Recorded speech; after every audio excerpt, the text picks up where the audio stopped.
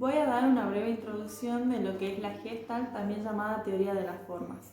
Surge como la teoría opuesta a la psicología tradicional y como un antecedente al estructuralismo. Esta teoría se resume en que el todo es más que la suma de las partes, porque se descubre que el cerebro humano tiende a interpretar un conjunto de elementos diferentes como un único mensaje y se destaca por sus contribuciones al estudio del aprendizaje y de las percepciones. Max Wertheimer fue el primero en la organización perceptual, el enfoque que Wertheimer le dio a la forma en que percibimos el mundo, en cierta manera. Fue también dirigir la mirada a las cosas como un todo. Y así surgió que todo era mucho más que sus partes, en cierta manera. Es, es una disciplina que estudia el proceso mediante el cual nuestro cerebro le da sentido, le da forma a aquellas imágenes que fueron extraídas del exterior, aquellas que fueron más relevantes para nuestra percepción. Las leyes generales de Gestalt son una serie de reglas que explican el origen de las percepciones a partir de los estímulos. Se fundamentan en dos reglas principales, la ley de buena forma y la ley de figura y fondo. La ley de buena forma es uno de los principios fundamentales de la percepción para los gestaltistas, que afirma adoptar la forma más simple posible, permite la fácil lectura de las figuras.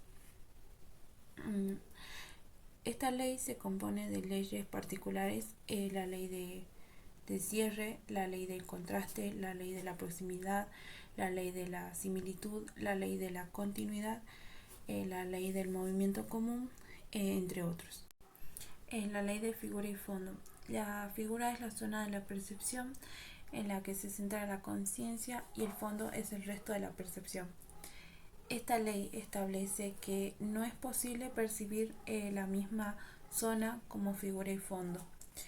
La percepción subliminal del fondo no llega a hacerse figura y no llega a la conciencia, pero influye en el inconsciente.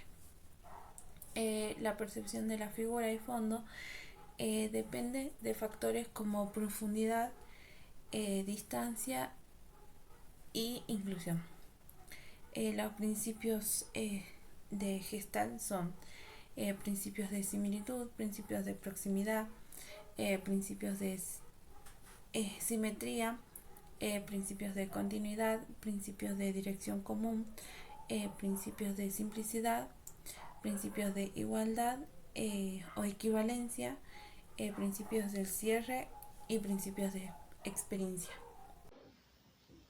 Aplicar la teoría de la Gestalt en educación sugiere la necesidad de plantear situaciones con una visión global.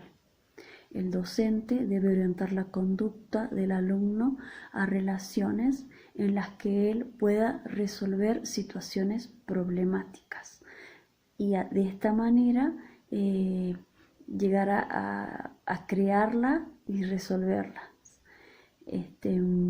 Los psicólogos de la Gestalt también nos dicen que en cierta manera el aprendizaje es por insight. Esto significa que es un aprendizaje de manera súbita, donde se pasa de la ignorancia al conocimiento de manera simultánea. Esta teoría sería en contraposición de la teoría conductista, la que nos habla de un aprendizaje por asociación.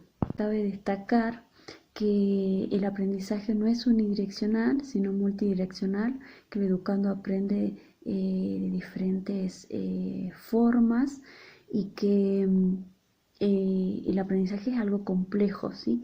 Que va más allá del conocimiento. Por lo tanto, es muy bueno que los docentes nos capacitemos no solo en la parte sí del conocimiento, porque es muy importante, pero también en la parte de las habilidades, para que de esta manera podamos motivar a los alumnos a que ellos descubran sus propias habilidades y puedan responder de esta manera con un aprendizaje más significativo. Recordando a Sócrates en este momento, puedo decir que el aprendizaje está basado en el amor, ¿sí? Que si como docentes podremos tener un poquito más de empatía con nuestros alumnitos, sería de gran bendición porque ellos se quedarían con ese aprendizaje para toda la vida. El rol del estudiante es tener una contemplación reflexiva del fenómeno del estudio para poder otorgarle un significado y darle una comprensión holística y sistemática de la conducta. Los estudiantes deben ser los seguidores de datos y aprender a buscar la manera de resolver sus dificultades. La Gestalt posibilita que los alumnos progresen tanto académicamente como personalmente. La Gestalt propone sujetos que sienten interés por su propio aprendizaje y que asumen responsabilidades en el logro de los objetivos en los que se encuentra personalmente aplicado, desarrollando su inteligencia múltiple y pretende lograr estudiantes autónomos, comprometidos y deben estimularse en el autoconocimiento, la expresión libre de ideas, los sentimientos y el respeto por sí mismo y por los otros, entendiendo la educación como parte de la vida y de esta forma compartiendo su naturaleza de fenómeno complejo. Se comienzan las clases mostrando estructuras, objetos enteros, totalidades, para luego pasar al análisis de sus partes. Un típico ejemplo es en la enseñanza de la lectura, donde primero se enseñan las palabras completas que tienen para el niño un significado y luego las sílabas y las letras que lo componen. El rol del docente es aplicar la teoría de Gestalt en la educación. Sugiere también la necesidad de plantear ciertas situaciones de visiones global. El docente debe orientar la conducta a base de reacciones que lleven al alumno a resolver situaciones problemáticas, que lo motiven a actuar y resolverlas. El educador debe considerar todos los factores económicos, biológicos, emocionales, sociales y políticos que tienen influencia en el proceso educativo y a cada educando como un ser, como una compleja realidad, una realidad interior y exterior que lo va a condicionar. Tenemos que centrar en especial atención a la conexión del alumno como ser espiritual y social. Como un ser con una compleja realidad interior y exterior que lo condiciona, con un cuerpo en desarrollo que afecta su concentración. Esta teoría descarta la memorización y hace énfasis en el respeto, en la libertad de ideas, en la que haya un aprendizaje libre, en la que los educandos se sientan comprometidos con el aprendizaje, que haya motivación, que haya creación, que haya, como dije recién, libertad de idea y que este aprendizaje sea parte de la vida, ¿no? También la parte terapéutica vendría a ser muy importante porque en esta parte se tiene en cuenta el sujeto de manera holística, así que no es solo importante lo físico, sino también lo emocional, lo espiritual, que uno aprende de diferentes formas, ¿sí? Que no hay una sola línea de aprendizaje, sino que aprendemos de manera variada. Algunos conceptos básicos de la terapia gestálica es el holismo, la terapia que integra e integrativa. Aplicado en la educación, el concepto holismo supondría entender el proceso educativo como un enfoque desde su totalidad, la totalidad del individuo que está procesando de formación, es decir, una educación dirigida al conjunto de aspectos como persona, no solamente a su intelecto, sino también a sus emociones, a su cuerpo. La totalidad del sistema de relaciones que se dan en las enseñanzas, una educación que atienda a la relación y que no sea unidireccional del profesor que enseña al alumno que recibe las enseñanzas, sino que haga la escuela permeable a la real compleja situación existencial de los que estamos implicados en el proceso educativo.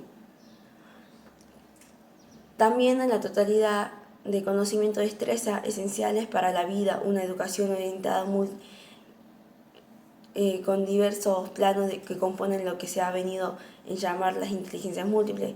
Según la propuesta de UNESCO, deben ser 4 pilares básicos, lo que la educación debe cubrir en este tercer milenio, que se inicia a aprender a conocer, aprender a hacer y aprender a convivir, aprender a hacer. Otro de los conceptos básicos que aporta la terapia gestáltica a la educación son el equilibrio tricerebral, que habla de lo necesario que es formar un desarrollo equilibrado de nuestras 3 personas, padre, madre y niño, o sea, de nuestro pensar, de nuestro sentir y de nuestro hacer. También habla sobre una reeducación emocional, una educación que vaya dirigida a nuestra mente, a nuestro cuerpo, a nuestras emociones y a nuestro espíritu. Si seguimos desatendiendo el campo de lo afectivo en la educación, vamos a seguir creando individuos fijados en pautas infantiles, o sea, individuos neuróticos. Y otro de los conceptos básicos que aporta la terapia gestáltica es sobre la formación del educador. Difícilmente podemos esperar un mundo mejor sin cambiar nuestra educación. Y en definitiva, una clave para mejorar nuestra educación es cambiar la educación de los formadores. Hablamos de dotar a nuestros maestros y a nuestros profesores en toda una serie de habilidades y conocimientos sobre el ámbito de la espiritualidad y del ámbito terapéutico.